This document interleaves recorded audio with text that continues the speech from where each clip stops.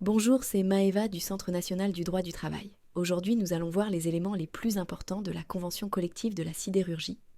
Cette convention s'applique aux métiers suivants: opérateurs de production sidérurgique, techniciens de maintenance, ingénieurs métallurgistes, chefs de secteur, agents de laboratoire ou encore contrôleurs qualité, tous exerçant dans l'industrie sidérurgique, c'est-à-dire la transformation du minerai de fer en fonte ou en acier.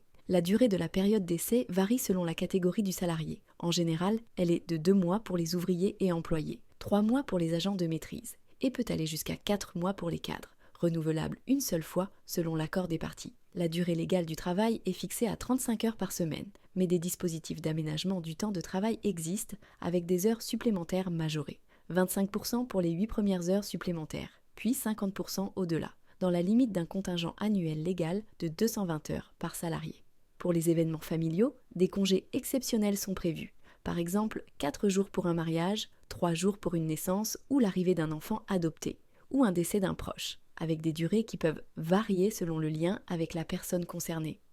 Plusieurs primes peuvent s'appliquer selon la convention collective, notamment des primes d'ancienneté, de panier, de travail en équipe postée ou de nuit, ainsi que des primes liées à la performance collective ou individuelle.